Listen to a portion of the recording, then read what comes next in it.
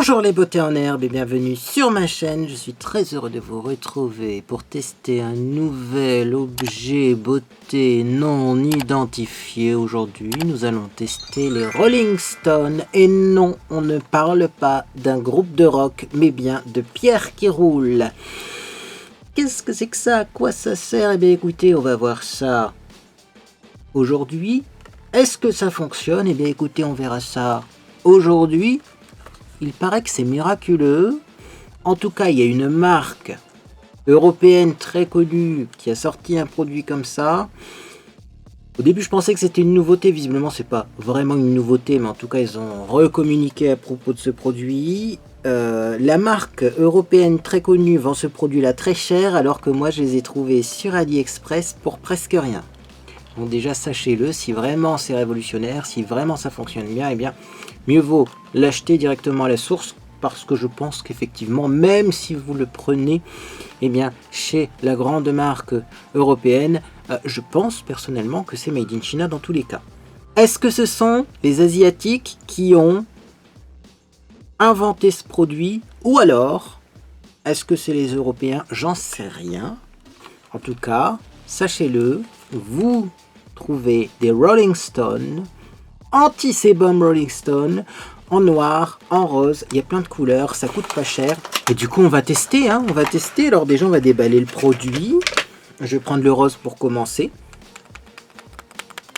Ça bouge un petit peu dedans. Bizarre. Et donc, ça ressemble à ça. Ok. Ok. Non, mais ouais, il y a une petite pierre. Est-ce que la pierre roule bien? J'en sais rien du tout. J'ai pas l'impression que la pierre, elle roule, en fait. Ça roule, mais c'est pas... Ça accroche un petit peu, dis donc. Alors, il y a un petit symbole aussi pour le déverrouillage. Vous voyez, comme ceci. Donc, ça se démonte. On va regarder. Alors, pour déverrouiller, c'est dans ce sens-là. Alors, où est-ce que ça tourne? Ah, dis donc. Ça n'a pas l'air évident. Hein. Donc, en tout cas, à l'intérieur, vous avez un tube creux. Vous avez un petit support comme ça, arrondi. Vous avez une pierre. Et puis, vous avez l'autre morceau, vous voyez, comme ceci. Bon, c'est assez simple, c'est en plastique. Je pense que ce qui fait tout dans ce genre de produit, c'est surtout la pierre, car visiblement, c'est une pierre un peu spéciale. J'en dis pas plus, on va ouvrir le noir pour voir comment il est. Et puis ensuite, alors il faut bien verrouiller la pierre par contre. Voilà, c'est verrouillé. Mais on va voir ce qui est écrit sur le packaging, sur l'emballage, parce que oui, il y a des petites infos. D'ailleurs, d'avoir enlevé la pierre et de l'avoir remis, voilà, ça roule vachement mieux. Ah ouais, d'accord. Oh, attendez, là, il se passe des choses. Hein, il se passe des choses parce que j'ai fait rouler la pierre sur ma main. Et, vous voyez, ça se voit même là. Ça matifie déjà ma main. Regardez, là, c'est mat. Là, c'est un peu brillant. On voit une ligne de démarcation. Oh! En fait, la pierre, elle dépose également de la matière. Et ça, je ne le savais pas. C'est bien étrange, ce produit. Ouvrir l'autre, déjà pour faire un petit inventaire, voir si tout est bien, rien n'est cassé, parce que ça vient de loin. Hop, donc la version noire, un peu plus chic peut-être. Ça dépendra de vos humeurs du jour. Donc version noire également avec une petite pierre. Ok, qui roule pas très bien, donc on va l'enlever, on va la remettre. Donc je déverrouille. Voilà. Hop, effectivement. Hein. Hop, donc j'ai le petit support arrondi que je vais remettre. Alors effectivement, c'est un peu poudreux, hein. C'est un peu poudreux, on dirait comme une bille de produit matifiant. Hop, je remets l'ensemble et je reverrouille. Voilà, c'est reverrouillé. Bon, celui-ci se démonte un peu plus que l'autre, même l'anneau doré visiblement se démonte, mais en tout cas bon, eh bien c'est démonté, c'est remonté et ça roule. Alors, au début, ouais, effectivement, comme il y a un petit peu de poudre, c'est un peu poudreux, et ben j'ai vraiment l'impression que c'est pour ça que ça roule pas bien. Vous voyez, ça dépose de la poudre. En tout cas, ces petits rouleaux, c'est vraiment surprenant. Bref, Regardons ce qui est dit sur eh bien, l'emballage. D'ailleurs, il y a une grosse étiquette qui va m'embêter. Hein. Alors, on nous dit que c'est une pierre volcanique, tiens. Que c'est un produit qui dure 60 jours. Donc, c'est une pierre volcanique, mais vous voyez, la pierre s'use. Ça, c'est ce que j'avais remarqué quand je l'ai utilisée. La pierre, elle part un peu en poudre. Et ça, je ne la savais pas. Je pensais que c'était vraiment un truc que tu l'achetais, tu l'avais toute ta vie. Eh ben non, il faut en racheter régulièrement. Donc, ça me conforte déjà dans l'idée que la marque qui vend ça très cher, c'est trop cher pour ce que c'est. Hein. Surtout si c'est à changer régulièrement. Hein. Une dizaine d'euros tous les 2 mois, je trouve pas que ça vaut le coup. Hein. Bon, j'enlève l'étiquette. Et puis je vous retrouve quand c'est fait pour pouvoir bien lire ce qui est marqué sur l'emballage. Malheureusement, hein. Toi-même, tu sais, si tu commandes sur AliExpress, il y a pas mal d'étiquettes à chaque fois qui cachent tout. J'ai réussi à enlever un petit peu l'étiquette, en tout cas suffisamment pour lire ce qui est marqué sur le carton. Donc ça s'appelle Rolling Stone, c'est fait par Beauty Specialities. C'est marqué Minerals and Trace Element Included. Oui, je pense que ça veut dire que effectivement on a la pierre qui est inclue. Hein. On a une genre de composition sur le côté. Calcium, magnésium, aluminium, potassium, sodium, phosphite, sulfure, iron, chloride, zinc, iodine, sélénium, manganèse, etc. D'accord. Etc. Ouais, la composition qui tue, tu sais, il marque etc. après. Ouais, enfin bon, je sais pas ce que ça veut dire. Bon. On nous dit que quand la couleur de la pierre devient marron, il faut la laver. Ah non, il faut la jeter. Ah oui, non, d'accord. Oh non, non, non, non. Ah, alors. Explication. Vous utilisez la pierre, vous la lavez. Vous utilisez la pierre, vous la lavez, mais quand elle devient vraiment marron foncé, oui, je sais, ils ont mis du violet, mais c'est marqué marron à côté, c'est marqué brown. Quand vous la lavez et que ça reste marron foncé, j'ai l'impression qu'après, ça veut dire que ça ne fonctionnera plus et donc il faut la changer. Si vous l'utilisez 3 fois par jour, ça peut être utilisé 180 fois. Mon Dieu, ils en disent des choses là-dessus, c'est compliqué. Je pensais que c'était un petit truc simple, genre la vidéo de 2 secondes, pas du tout. Donc c'est un produit anti-brillance minéral. C'est une pierre donc volcanique naturelle qui a un excellent pouvoir d'absorption pour enlever le sébum. Et eux ils disent les impuretés. Ça, on va voir. Hein. Donc, on nous dit que c'est anti-brillant, c'est hydratant. Ça, je ne sais pas. Hein. En tout cas, ça donne un effet peau de pêche. Ça a un effet astringent, donc ça resserre les pores. Et ils disent même que ça améliore l'apparence des cernes autour des yeux. Bah, forcément, ça ressemble un peu à du maquillage, parce que quand j'en ai mis sur mes mains, j'ai l'impression que c'est un peu couvrant, hein, quand même. C'est minéral, mais de toute façon le maquillage il est fait à base de pigments minéraux. Et également, je me demande si c'est pas un peu du maquillage quand même, comme de la poudre minérale en forme de caillou. Mais je pensais que c'était un caillou vraiment qui absorbait le sébum, et puis, mais je sais pas. Alors on nous dit que il y a d'autres produits qui peuvent effectivement enlever le sébum sur le visage, mais que ça fait des traces. Et là on nous promet justement avec ce produit un contrôle de la brillance sans trace. Ce qu'on va voir. Sinon, voilà, on peut utiliser tous les jours pendant 60 jours et après il faut changer hein, la petite pierre. Et donc, on nous dit effectivement qu'il faut la nettoyer à chaque utilisation. Bon, c'est bon, j'ai traduit assez de trucs là parce que je pense qu'il est temps qu'on teste ce produit. Il ne faut pas le mettre donc dans un endroit humide et chaud. Hein, sinon ça détériore la pierre. Si on a des irritations cutanées, il faut arrêter l'utilisation et c'est pas fait pour être utilisé par des enfants, on s'en doute.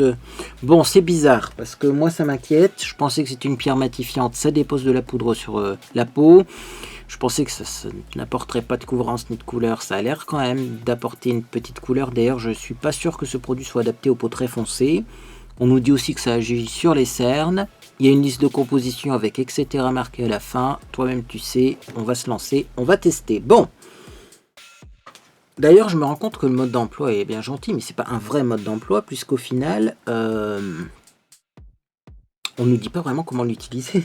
On nous dit oui que c'est matifiant, etc. Bon, sans doute, hein, il faut faire rouler...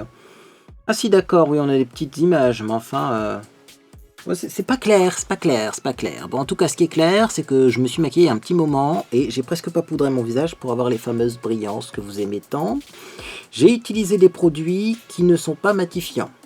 La liste est disponible dans la boîte de description, mais notamment j'ai mis la base donc de chez Makeup Forever qui est hydratante, la Step 1, juste une base hydratante. Donc même pas effet flouteur, même pas vraiment la base de base. J'ai mis le fond de teint, donc c'est le Better Skin de chez Maybelline. Et j'ai mis un tout petit peu de poudre quand même, mais vraiment très léger. Et l'anti-cerne, j'ai retrouvé un anti-cerne Imagic, il est vraiment magique. Bref, c'est pas mal. Bon, alors, comment ça fonctionne? Ils sont là. Je vais prendre le rose, moi j'aime bien le rose.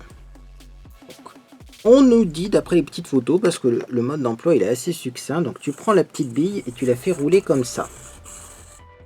Alors effectivement, j'ai l'impression que ça roule vachement bien sur le visage. Hein. J'avais peur que ça roule pas. Et finalement, si, ça fonctionne. Donc là, je commence par mon front, sachant que mon front, c'est pas le plus gras. Hein, on est d'accord, chez moi, le plus gras, c'est autour du nez. Mais c'est pour tester. Alors, est-ce que la pierre a changé de couleur déjà en le baladant sur mon front? Un tout petit peu quand même. Est-ce que ça va se voir à la caméra? J'en sais rien, mais c'est pas encore transcendant. Hein. Bon, on va continuer donc avec le menton. Clairement, là, je sais pas si vous voyez quelque chose à la caméra. Parce que je fais les zones les moins grasses du visage. On va faire pareil de l'autre côté. Hein. Voilà. Un petit peu la moustache. Là, je me rapproche dangereusement des zones grasses. En tout cas, ce qui est sûr, c'est que ça n'abîme pas le maquillage et ça ne fait pas de traces. Ça, c'est vrai que c'est à préciser. Même si ça roule comme ça n'enlève pas le fond de teint. Hein. C'est pas mal ça, hein, quand même. Petit contrôle de la couleur de la bille. Elle commence à être un tout petit peu plus foncée quand même, vous voyez. Mais enfin, ça dépend aussi de l'éclairage. Non, ça commence à être plus foncé.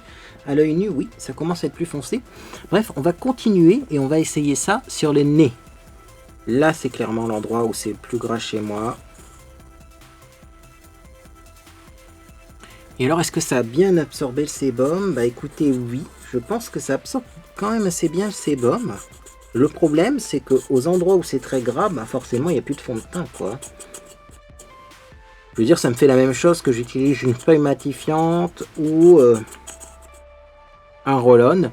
C'est-à-dire que ça enlève un petit peu le produit teint, vous voyez. Je pensais que ça redéposerait un petit peu de poudre ou quelque chose comme ça pour avoir un effet, vous voyez, matifiant et remaquillant. Mais pas du tout en fait. Non, c'est juste matifiant et après c'est tout. Hein.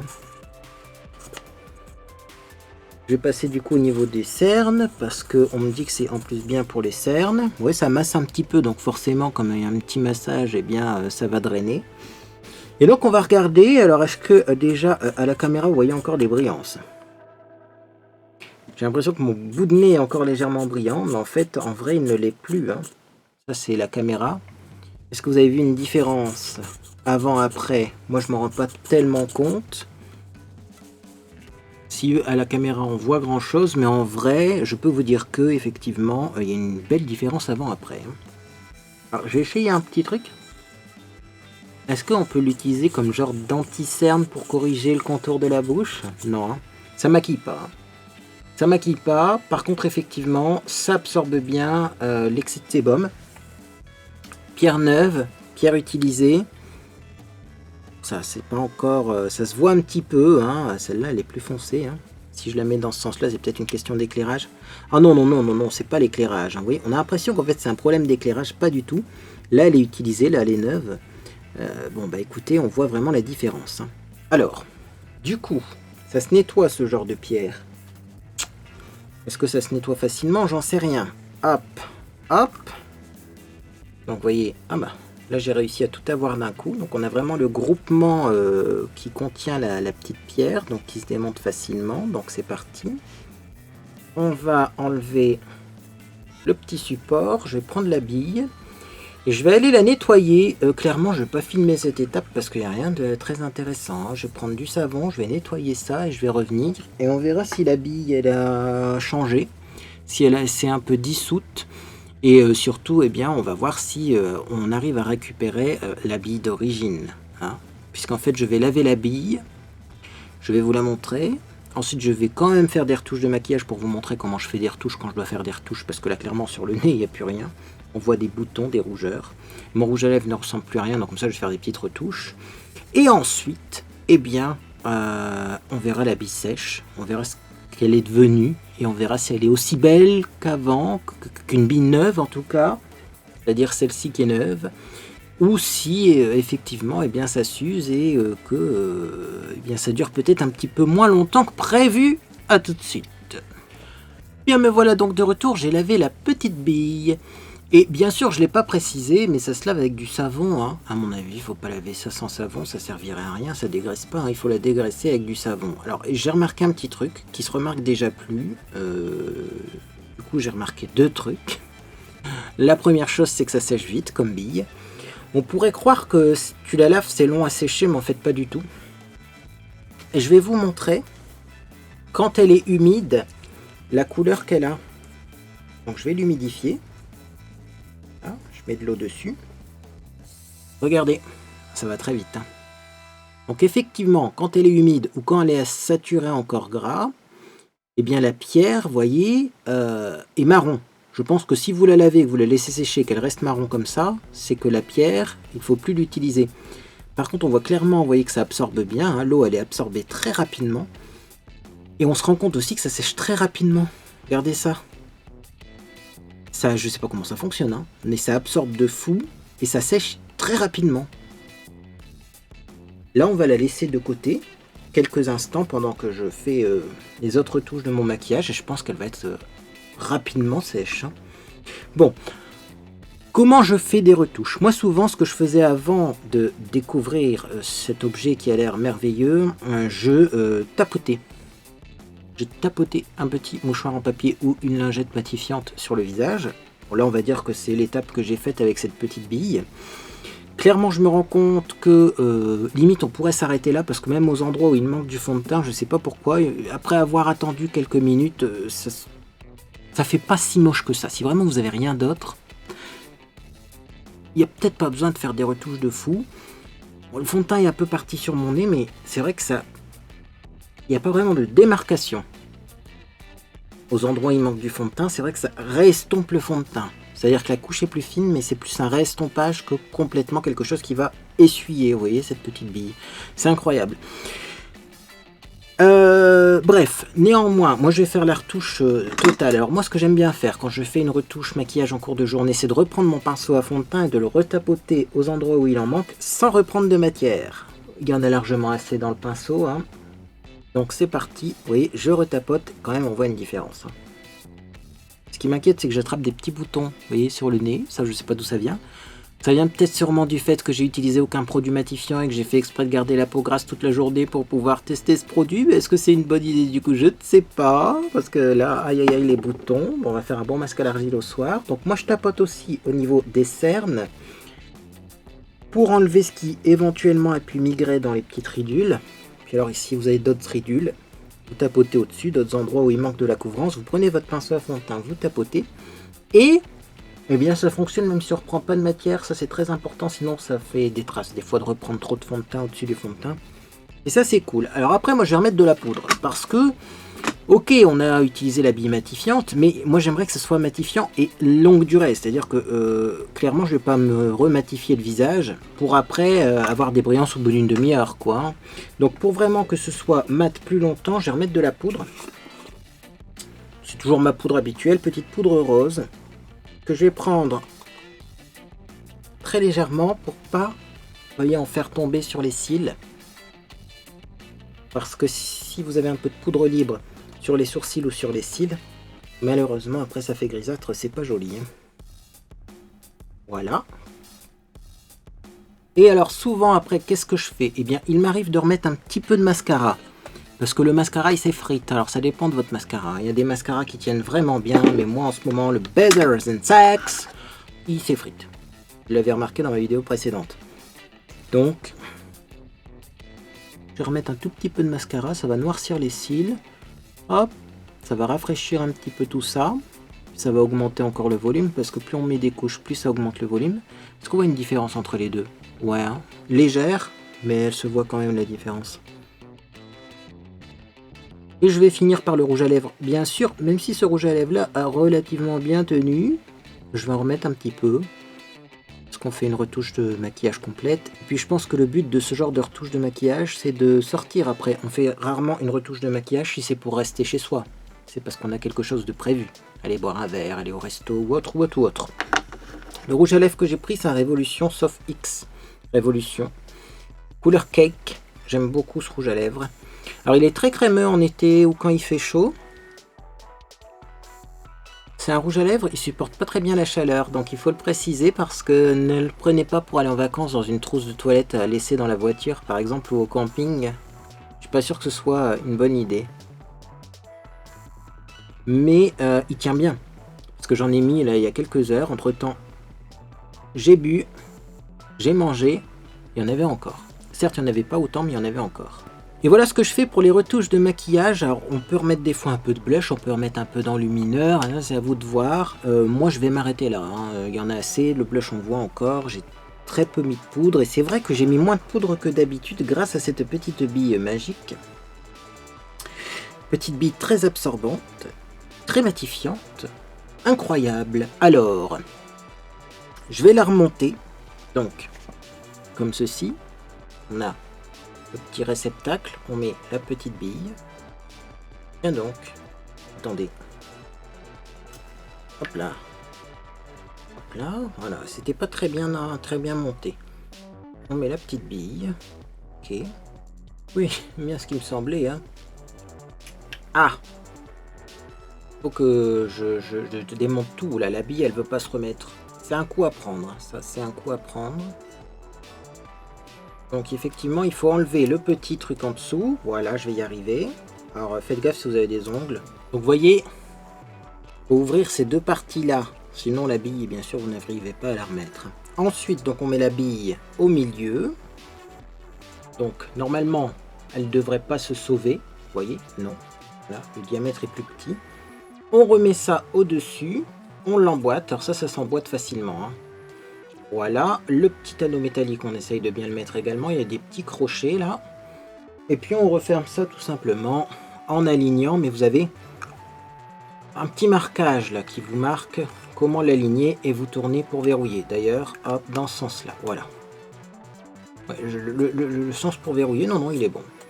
Et voilà, on a remonté la petite bille. Bah dis donc. Et donc maintenant, on va regarder avec la première bille, vous voyez, que je n'ai pas utilisé. Ah ben c'est incroyable, elle est redevenue comme au premier jour, hein. Elle n'a pas changé de couleur, hein. C'est dingue. C'est vraiment incroyable. Elle était tout plein de sébum, clairement on l'a vu, elle était marron foncé. Et là elle est redevenue toute claire, toute propre. Et pourtant j'ai pas insisté au niveau du nettoyage, hein. Bah écoutez, qu'est-ce que vous voulez que je vous dise? Sûrement vous allez vous poser la question, est-ce que je recommande ce produit? 3 milliards de %, ça a quand même bien matifié mon visage. Ça n'a pas trop abîmé mon maquillage. Surtout que j'avais fait exprès de faire vraiment un maquillage gras et sans produit longue tenue, etc.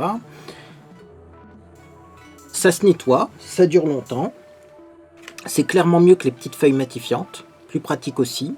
Parce qu'en plus, ces petites feuilles matifiantes, elles sont tellement petites que des fois, il faut en prendre 2, il faut en prendre 3. C'est pas évident.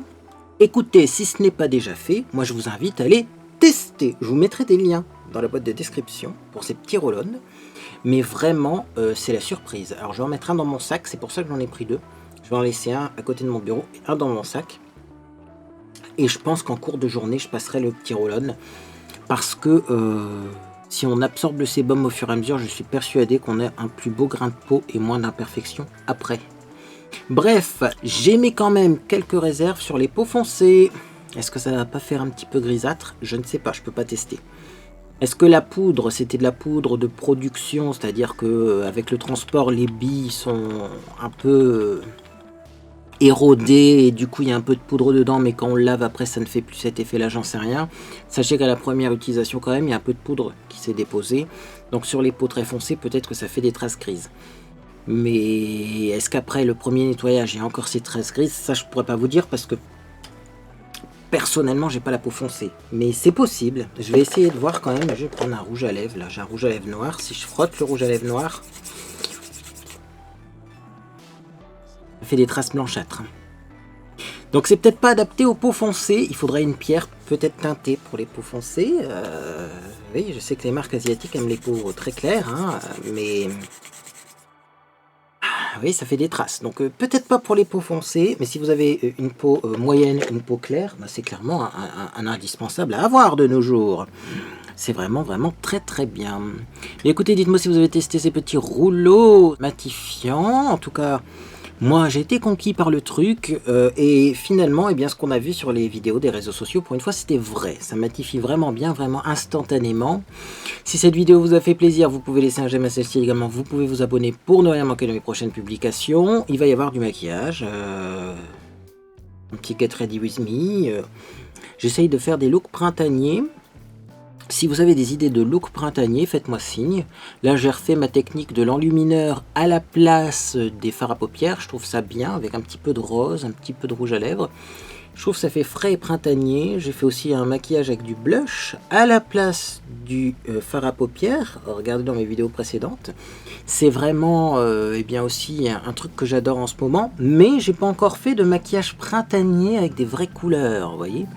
Ce sera peut-être l'objet de notre prochaine vidéo. Et bien écoutez, moi en tout cas j'espère que vous passez une agréable journée ou soirée. Et puis dans tous les cas, je vous dis à bientôt sur les réseaux sociaux ou sur Discord.